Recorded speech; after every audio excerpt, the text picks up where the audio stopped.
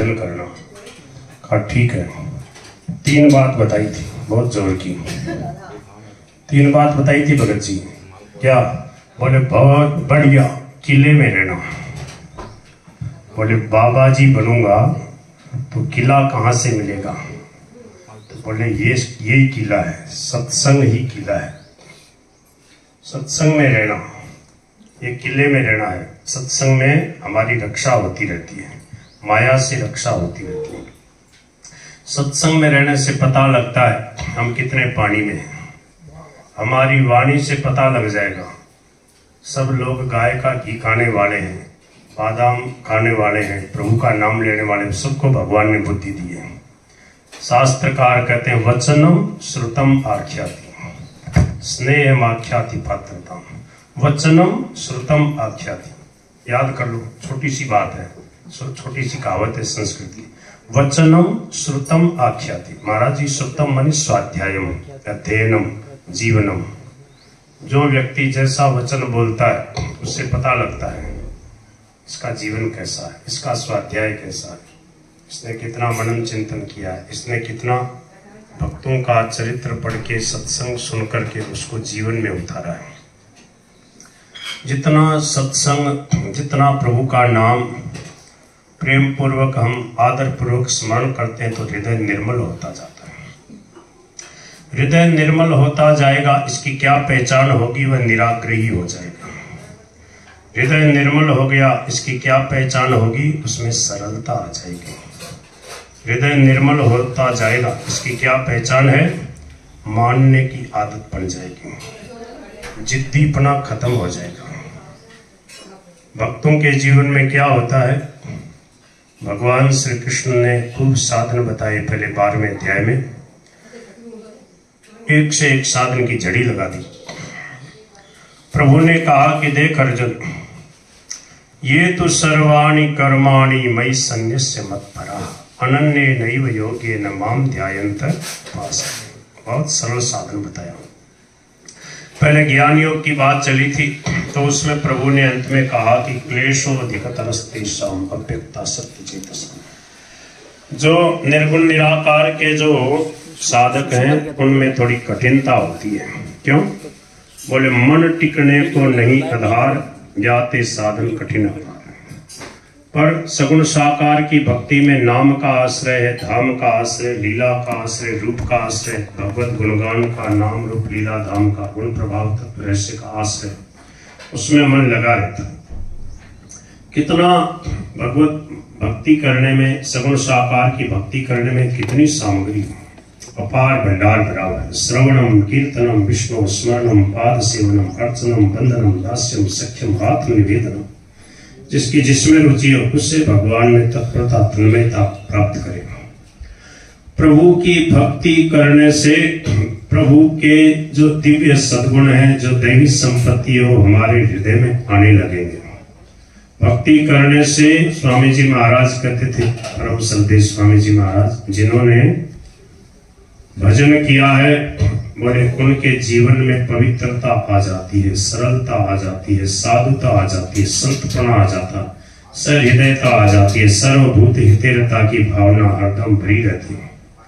उनका जीवन सावधानी पूर्वक, किसी को किंचित मात्र भी कष्ट न हो जाए, ऐसा उनका सहज सरल जीवन हो जाता है। तो ये कहां से विलक्षणता आई? उन्होंने प्रभु का नाम लिया, प्रभु का स्मरण किया, प्रभु के साथ में संबंध जोड़ लिया, प्रभु के साथ आत्मीयता कर ली। तो प्रभु के अंदर रहने वाली जो विलक्षण समता है, कृपालुता है, दयालुता है, सर्व सौहृदता है, वो सब सद्गुण भक्त में आने लग जाते हैं। प्रभु ने कहा कि देखो सरल साधन बता रहा हूं। सब लोग कुछ न कुछ काम करते रहते हैं, इसलिए ऐसा साधन बता रहे हैं कि सब कर सकते हैं, कोई भी इससे बच नहीं सकता। ये जो 12वां अध्याय का 6ठा श्लोक है और 11वें अध्याय का अंतिम श्लोक है, मत कर्म कृन मत परमो मत भक्त संग वर्जित निर्वैर सर्वभूतेषु यस्य मामेति भावः। इसी को लेके महाराज जी, स्वामी जी महाराज का जो पंचामृत है ना, उसकी लगभग 5 बातें इसमें मिल जाती हैं। बजरंग जी के पास में हम बैठते थे। पहली बार जब बजरंग जी के पास में हम बैठे हैं 1993-94 की बात है, जब स्वामी जी महाराज का सत्संग हुआ। चूरू में हम पढ़ रहे थे 7वीं 8वीं कक्षा में। तो जब ट्रेन रवाना होने वाली थी तो हम वहाँ स्वामी जी को चढ़ाने जाते ट्रेन पे।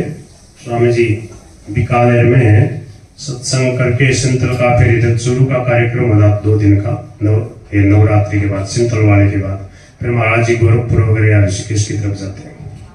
तो वहां जब तक ट्रेन नहीं चलती वहां भी हम सत्संग करते बैठे रहते हैं। तो बजरंग जी ने पहली बार ये बात बताई हमारे को। बजरंग जी सोनी जी, जिनके हम भजन गाते रहते हैं जी। ये जो पुस्तक है इसमें ज्यादा से ज्यादा भजन उन्हीं के बनाए हुए। स्वामी जी के साथ में जो गायक रहे सत्संगी, लगभग 50-60 वर्ष तक उन्होंने स्वामी जी की निष्काम सेवा करी। स्वामी जी के गायक रहे, स्वामी जी की उनके ऊपर पूरी कृपा रही। स्वामी जी के प्रति निष्ठा कैसी होती है ये देखना हो तो बजरंग जी का जीवन था। तो वो कहते थे कि इसमें साधन पंचक है। पंचक मानी 5 चीजें, 5 बातें बताई, साधन पंचक है। गीता जी का एक श्लोक जीवन में उतर जाए, एक श्लोक का मनन चिंतन करते हुए जीवन बना लें, उसका ख्याल रखें एक श्लोक के अनुसार तो जीवन बन जाए, एक पद के अनुसार जीवन बन जाए तो भगवान मिल जाए। देखो, मत कर्म कृन, मेरे लिए कर्म करने वाला हो। मत परम है, मेरे परायण हो जाए, मेरे शरणागत हो जाए। मद भक्त है, मेरा भक्त हो जाए। ये 3 बातें करने की बताई। मद भक्त है, मैं भगवान का हूं, ये आत्मीयता, ये भगवत संबंध जो है मद भक्त है। भक्त का क्या होता है स्वभाव की प्रभु के साथ संबंध जोड़ता है। मद भक्त का अर्थ हो गया हम भगवान के ही हैं। सुन रहे हो रमेश जी? ध्यान से सुनना। हाँ, फिर मेरे को बताना कैसे बताया था। तुम सुन रहे हो तो मैं समझ लूंगा सब सुन रहे हैं। बोलो गिरधर गोपाल की। हाँ, तो क्या है, हम भगवान के ही हैं, मद भक्त है और हम भगवान के ही दरबार में रहते हैं। मत परम है, भगवान के परायण होकर रहना, जहां भी रहते हैं प्रभु के धाम में, प्रभु की लीला धाम में रहते हैं। और जो भी शुभ काम करते हैं भगवान का ही काम करते हैं। मत कर्म कृन, 3 हो गया। अब चौथी बात क्या है? शुद्ध सात्विक, जो भी पाते हैं भगवान का ही प्रसाद पाते हैं। इसमें भाव निकालते हैं संग वर्जित है, आसक्ति रहित होकर रहना। सबसे ज्यादा आसक्ति कहाँ होती है जीव की? सबसे ज्यादा कहाँ बंधा होता है?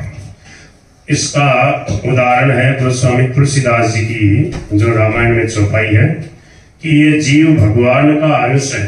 क्या लिखा है? ईश्वर अंश जीव अविनाशी, चेतन अमल सहज सुख राशि। ये इसका स्वरूप है, पर इससे गलती हो गई। क्या हो गई? आसक्ति में फंस गया। क्या आसक्ति है? थोड़ी व्याख्या करके बताओ। तो 2 उदाहरण दिए, खाने और पीने में बंधा है। खाने पीने की आसक्ति में बंधा है। क्या लिखा है? बल्या कीर मरकट की नाई, ईश्वर अंश जीव अविनाशी, चेतन अमल सहज सुख। उसकी दशा क्या हो गई? सो माया बस भयउ गुसाई, बंध्यो कीर मरकट की नाई। कीर मानी तोता, मरकट मानी बंदर, और तोते की तरह फंस गया। बंदर खाने में फंसता है, तोता पानी पीने में फंस जाता है। तो ये जीव की दशा है। तो क्या कहा भागवत जी में? बोले तावत जितेंद्रियो न स्यात् विजिता नेन्द्रिय पुमान। क्या बोले? न जये रसनम यावत जितम सर्वम जिते रसिक। बोले रसनेन्द्रिय को जीत लिया तो बोले सब प्रकार की आसक्ति के ऊपर कंट्रोल हो जाएगा। तो संग वर्जित है, यहाँ से शुरुआत करें। तो हम क्या करें? बोले जो भी शुद्ध सात्विक बातें, देखो कैसे गजब के शब्द महाराज जी ने चुने। शुद्ध सात्विक, शुद्ध सात्विक, रजोगुणी तमोगुणी नहीं, शुद्ध सात्विक। शुद्ध सात्विक प्रसाद की, भोजन की क्या पहचान है? बोले आयु सत्व बल आरोग्य सुख प्रीति विवर्धन तस्याः स्निग्धाः स्थिरा हृदया आहारः सात्विक प्रियः। भगवान श्री कृष्ण 17वें अध्याय के 8वें श्लोक में कह रहे हैं कि सतोगुणी जो भोजन है, जो शालिग्राम भगवान के भोग लगा सके, जो भगवान के भोग लगा सके, वो क्या है? बोले वो सतोगुणी है, शुद्ध सात्विक है। उसमें क्या आता है? सब्जी, दाल, चावल, घी, दूध, दही, माखन, मिश्री आदि जो भगवान के भोग लगाया जाता है, जिसको हविष्यान्न कहा। हविष्यान्न का मतलब क्या है? हविष्यानेन कर्तव्य ये कवारम ये पदार्थ भागवत महात्म्य में। हविष्यान्न का सीधा सरल अर्थ है गाय के घी और दूध से बनी हुई जो चीजें, वो हविष्यान्न। विशेष रूप से वहां वर्णन किया है गाय के घी का हलवा और गाय के दूध की खीर, ये खास हविष्यान्न, इसका भोजन करे। तो क्या है? गो बिना गो रसम को रसम भोजनानम। स्वामी जी कहते थे कि भोजन में अगर गाय का रस नहीं है, गो रस नहीं है, घी दूध दही कुछ भी नहीं है, तो बोले वो प्रेत भोजन है, वो अशुद्ध भोजन है। गाय का घी दूध दही कुछ न कुछ भोजन में रहना चाहिए, और नहीं तो गाय के घी से फुलके चोपड़े या गाय के दही की छाछ राबड़ी हो, कढ़ी हो, कुछ न कुछ एक चीज गोरस रहनी चाहिए। हाँ, तो सात्विक हो जाएगा, वो प्रसाद हो जाएगा, शुद्धि हो जाएगी।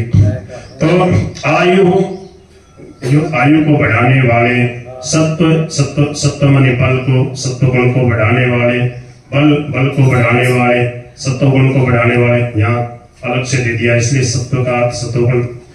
आयु सत्व बल आरोग्य, आरोग्यता निरोगता करने वाले, सुख प्रीति, सुख और प्रीति बढ़ाने वाले, ऐसे जो भोजन के पदार्थ हैं उनको भगवान के भोग लगा के प्रेम से भगवान की भक्ति हमारे में, भक्ति की शक्ति बने रहे, सेवा की शक्ति बनी रहे, इसलिए हमें प्रसाद पाना। तो ये हो गया आसक्ति रहित हो गया, खाने पीने की आसक्ति से रहित हो गया। तो फिर क्योंकि जैसा खावे अन्न वैसा बने मन, तो फिर आसक्ति नहीं होगी और जगह भी। और सबसे बड़ी सेवा क्या? स्वामी जी का 5वां पंचामृत क्या है? हम जो भगवान के दिए हुए प्रसाद से भगवान के जनों की सेवा करते हैं। सबसे बड़ी सेवा क्या है? तो स्वामी जी महाराज ने कहा किसी की बुराई हमारे द्वारा न हो, कोई बुरा काम न हो जाए, तो बुराई रहित होना, निर्वैर सर्वभूतेषु, ये है सबसे बड़ी सेवा। तो इसके लिए स्वामी शरणानंद जी महाराज ने 6 बातें बताई, याद कर लो। किसी को बुरा नहीं समझना, किसी का बुरा नहीं चाहना, किसी का बुरा नहीं करना, 3 हो गई। किसी की बुराई नहीं देखना, किसी की बुराई नहीं कहना और नहीं सुनना, कितनी हो गई? ये 6 बातें जिसके जीवन में आ जाती है वो धर्मात्मा हो जाता है, वो महात्मा हो जाता है। और स्वामी शरणानंद जी महाराज कहते हैं आप नहीं मिलना चाहोगे तो भी भगवान बांध भर के आपसे मिलेंगे आकर। नहीं मिलना चाहोगे तो भी, बोले निष्काम भाव जब बना रहेगा तो भगवान आकर के बड़े प्रेम से मिलेंगे कि इसने मेरी बात मानी। क्या? निर्वैर सर्वभूतेषु ये समावेति पांडव। तो ये तो सर्वाणि कर्माणि। अब उससे 5 बातों का यहाँ पर महाराज जी ने जो साधक संजीवनी में व्याख्या लिखी है इसमें, ये तो सर्वाणि की, तो बड़े उन 5 बातों का यहाँ 2 बातों में अंतर्भाव कर लिया। ये तो सर्वाणि कर्माणि मयि सन्न्यस्य मत्पराः अनन्येनैव योगेन मां ध्यायन्त उपासते। संपूर्ण कर्मों को मेरे अर्पण करके, आ गया मत कर्म कृत और मत परम है, मत पराः और मद भक्त है, भगवान के भक्त हो। अनन्य नैव योगेन माम ध्यायन्त उपासते, ऐसा जो मेरा भजन करते हैं तो आप उनके लिए क्या करते हो? तो भगवान कह रहे हैं केवट बन कर नाव चलाओ, केवट बन कर नाव सागर से पार लगाऊं, भव सागर से पार लगाऊं। तेषामहं समुद्धरता मृत्यु संसार सागरात्, भवामि न चिरात् पार्थ मय्यावेशित चेतसम्। उनका इस जन्म मृत्यु रूप संसार सागर से मैं शीघ्र ही उद्धार करने वाला होता हूँ, उनका उद्धार कर देता हूँ। जीते जी उनका उद्धार हो जाता, कल्याण हो जाता है। उद्धार हो गया, कल्याण हो गया। इसका क्या फार्मूला है, कैसे पता लगे हमारा कल्याण हो गया? तो आगे बताया है, इस आगे बहुत सुंदर साधनों का वर्णन करके फिर सिद्धि का वर्णन किया है कि जब हम पक जाएंगे, जब हमारा प्रभु से प्रेम हो जाएगा तो हमारी स्थिति क्या होगी, कैसे पता लगे? तो प्रभु कह रहे हैं अद्वेष्टा सर्वभूतानां मैत्रः करुण एव च। अद्वेष्टा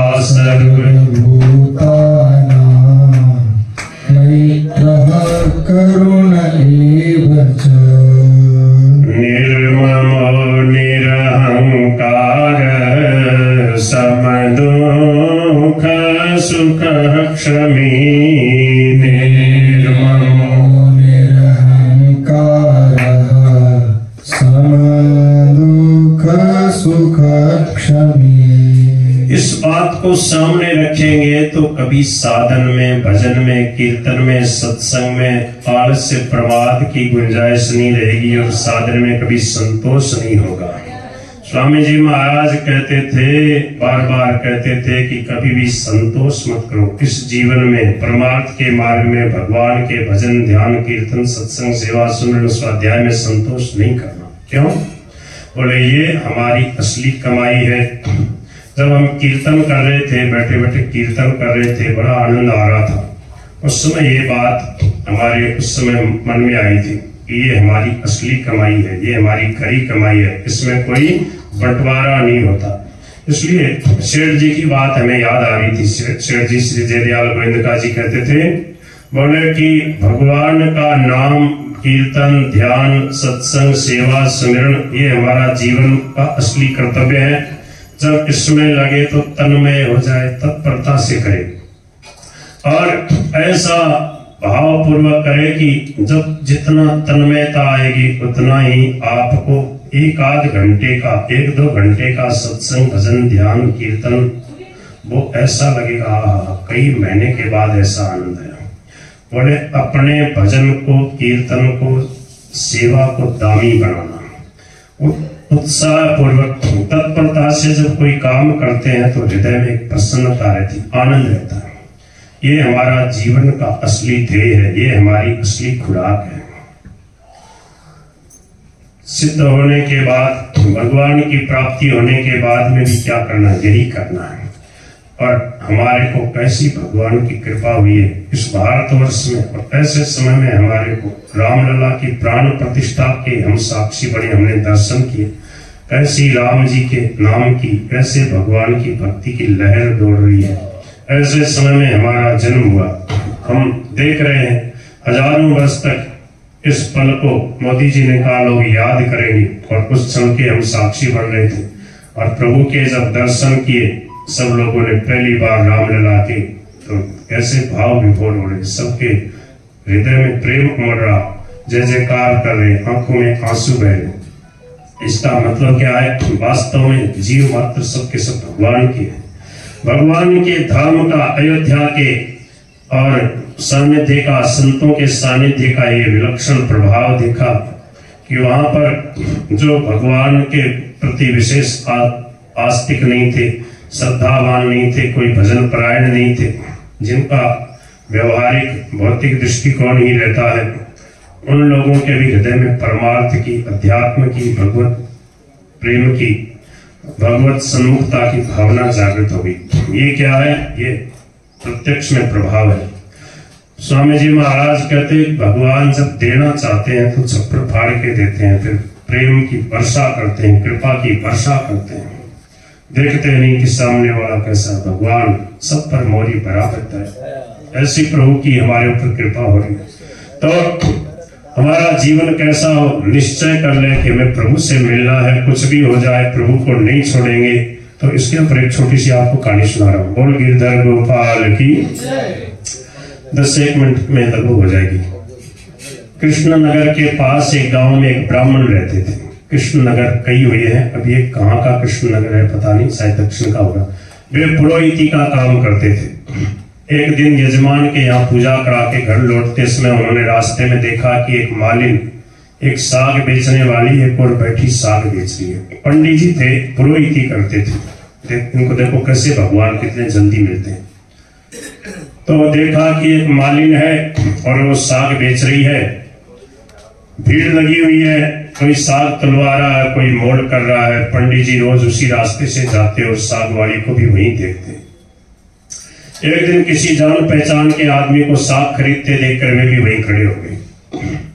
उन्होंने देखा कि साग वाली के पास एक पत्थर का बाट है, उसी से वह 5 सेर वाले को 5 सेर तोल देती है, 1 सेर वाले को 1 सेर, एक ही बाट सब तोलों में समान काम देता। पंडित जी को बड़ा आश्चर्य हुआ, भाई ये कैसा आश्चर्य है।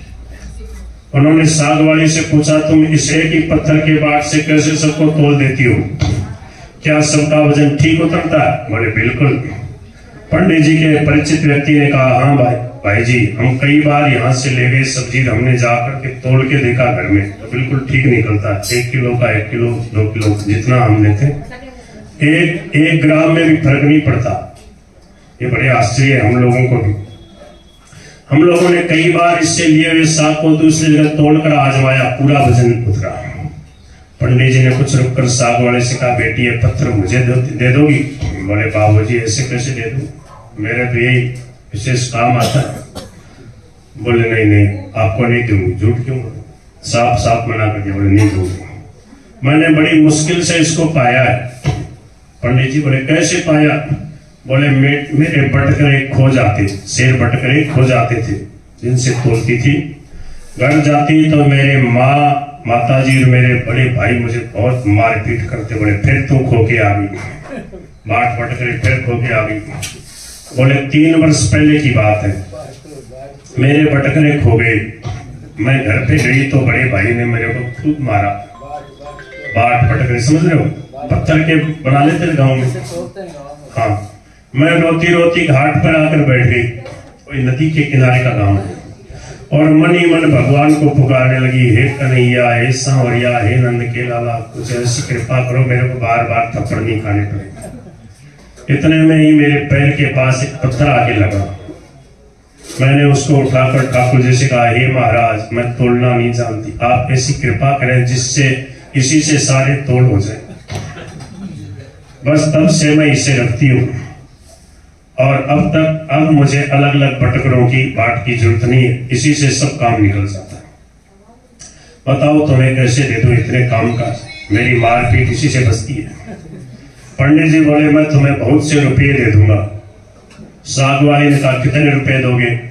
मेरे को वृंदावन का खर्च दे दोगे? महाराज मैं वृंदावन नहीं गई, मेरे को वृंदावन जाने की बहुत मन में है, आप मेरे को वृंदावन जाने तक का खर्च दे दो बस, तब फिर मैं आपको ये बाट दे सकती हूँ। ब्राह्मण ने पूछा कितने रुपए में तुम्हारा काम हो जाएगा? बोले 300 रुपए में।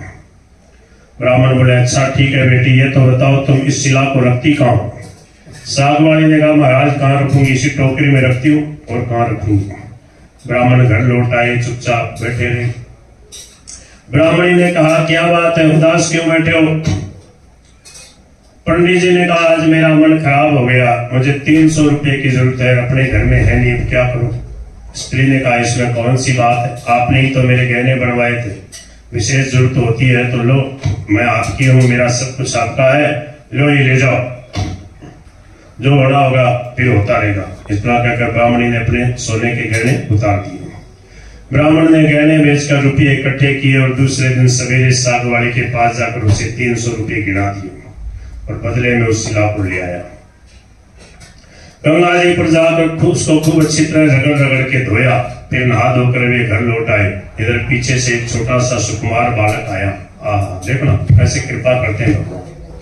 ब्राह्मणी से कह दिया पंडितायन जी तुम्हारे घर में शालिग्राम जी आ रहे हैं, ठाकुर जी आ रहे हैं, घर को अच्छी तरह झाड़ बुहार कर ठीक कर लो।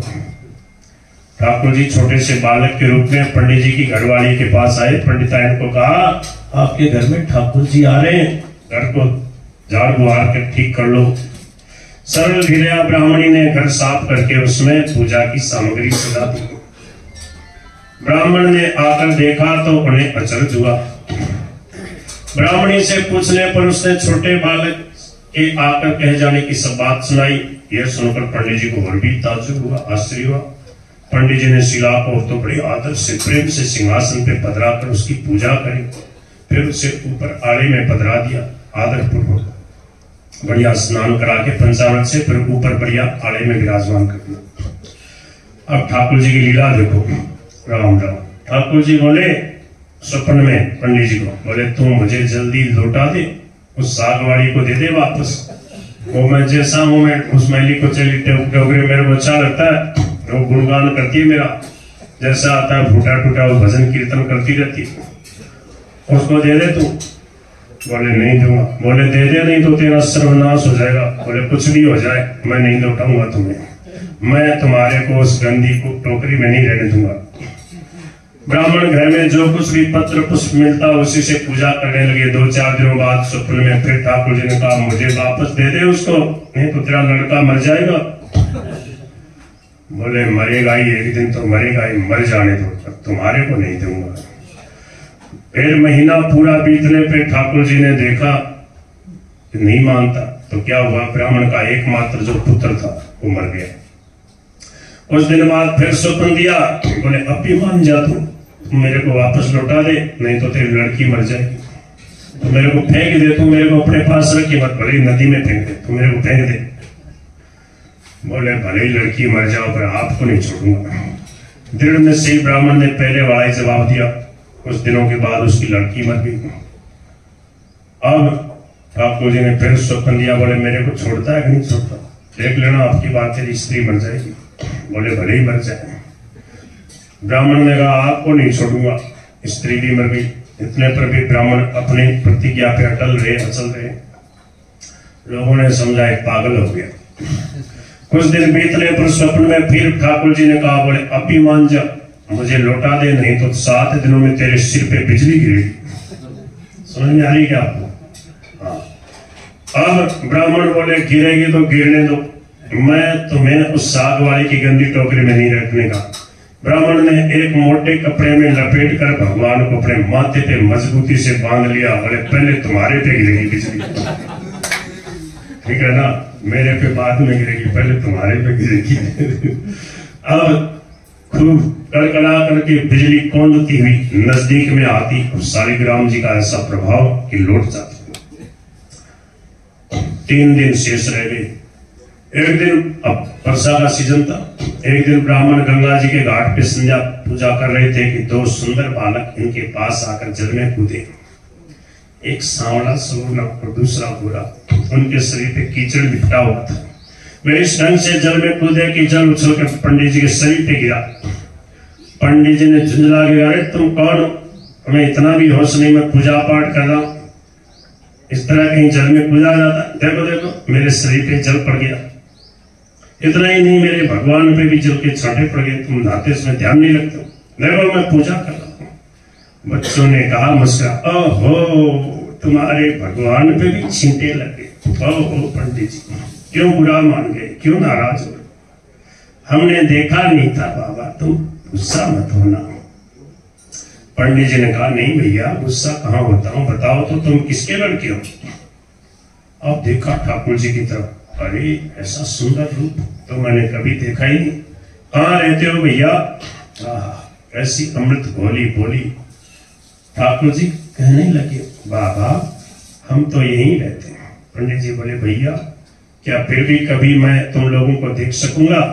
तुम बहुत अच्छे लगते हो, कोई बात नहीं, तुमने जल के छांटे तो दिए पर कोई बात नहीं, अब मैं क्षमा कर दिया, बहुत प्यारे हो तुम। बच्चों ने कहा क्यों नहीं बाबा, पुकारते ही हम आ जाएंगे। बोले आप जैसे ही पुकारोगे हम आ जाएंगे। पंडित जी के नाम पूछने पर कहा हमारा कोई एक नाम नहीं, जिसका जो मन होता उसी से हमें पुकार लेता।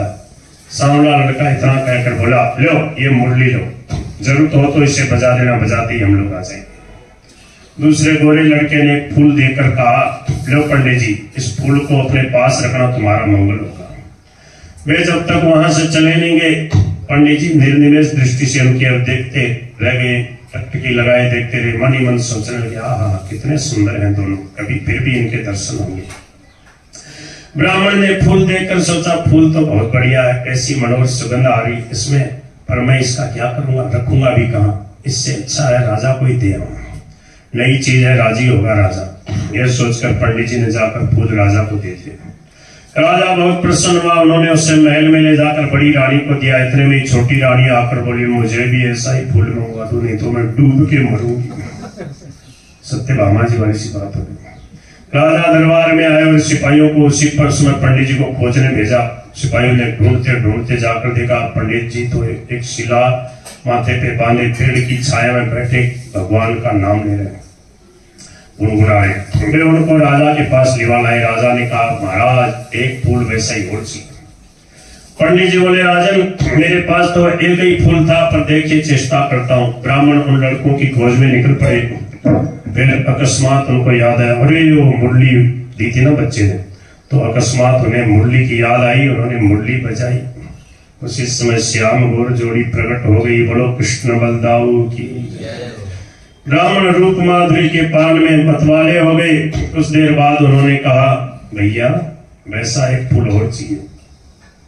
मैंने तुम्हारा दिया हुआ फूल राजा को दिया था, राजा ने वैसा ही एक फूल और मांगा। गोरे बालक ने कहा, फूल तो हमारे पास नहीं है, परंतु हम तुम्हें एक ऐसी जगह ले जाएंगे, वहां वैसे फूलों का बगीचा खिला है, तुम आंखें बंद करो। पंडित जी ब्राह्मण ने जैसे आंखें मूंदी, बच्चे उनका हाथ पकड़कर न जा मालूम किस रास्ते से बात की बात ने उनको दिव्य वृंदावन पहुंचा दिया। एक जगह पहुंचकर ब्राह्मण ने आंखें खोली, देखकर मुक्त हो गया। बड़ा सुंदर स्थान है, चारों ओर सुंदर सुंदर वृक्ष लता आदि पुष्पों की मधुर गंध से सुशोभित। बगीचे के बीच में एक बड़ा मनोहर महल है। बस 1-2 मिनट की हो रही, थोड़ा शांति से सुनो। बगीचे के बीच में एक बड़ा सुंदर मनोहर महल है। ब्राह्मण ने देखा तो वे बालक गायब थे। अब पंडित जी देखा थे, वो कहां गए बच्चे, यहाँ कोई नहीं है। वे साहस करके अंदर आगे बढ़े। महल के अंदर जाकर देखते हैं, सब ओर से सुसज्जित बड़ा सुरम्य स्थान है। बीच में एक दिव्य रत्नों का सिंहासन है, पर सिंहासन खाली है। पंडित जी ने उस स्थान को मंदिर समझ के प्रणाम किया तो उनके माथे में बंधी हुई ठाकुर जी की शिला खुलकर, एक मिनट उनकी माथे पे से बंधी हुई ठाकुर जी की शिला खुलकर फर्श पे गिर पड़ी। समझ गए? तो जो शिला बांध रहे ठाकुर जी, बांध रखे शालिग्राम जी, प्रणाम किया ना, सोचा कि ये ठाकुर जी का सिंहासन है, तो वहां फर्श पे गिर पड़ी। जैसे ही शिला गिरी और उसके 2 टुकड़े हो गए, फट गई, और उसमें से भगवान राधा कृष्ण प्रकट हो गए। बोलो श्री राधा कृष्ण भगवान। और उस सिंहासन के ऊपर विराजमान हो गए। प्रभु ने मुस्कुराते हुए पंडित जी से कहा, हमने तुमको कितने दुख दिए, परंतु तुम अटल रहे। दुख पाने पर भी तुमने हमें छोड़ा नहीं, पकड़े ही रहे। इसी से तुम्हें हम सशरीर ध्यान ले आए हैं। अब तुमको कहीं नहीं जाना, तुम सदा हमारे साथ, हमारे पास रहना। देखो पंडित जी, जो भक्त स्त्री पुत्र घर गुरुजन प्राण धन इस लोक और परलोक सबको हमारे अर्पण कर देता है, मेरा आश्रय ले लेता है, भला उन्हें हम कैसे छोड़ सकते। इधर देखो, ये तुम्हारी सहधर्मिणी तुम्हारे से पहले ही मेरे दिव्य लोक में आ गई है।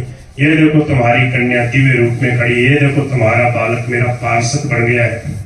ये देखो ये भी मुझे प्रणाम कर रहे हैं। तुम सबको मेरी प्राप्ति हो गई, तुम्हारी एक की दृढ़ता से तुम्हारा सारा परिवार मुक्त हो गया, तुम मेरे को प्राप्त हो गए हो। बोलो भक्त और उनके भगवान की।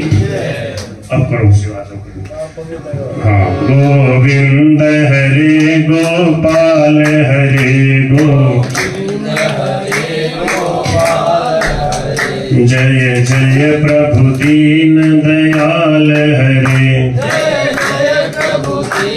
बोल सियावर रामचंद्र भगवान की जय। और मुकुट बंसरी वाले की जय। गिरिराज महाराज की जय। जय जय श्री राधे श्याम। राम राम।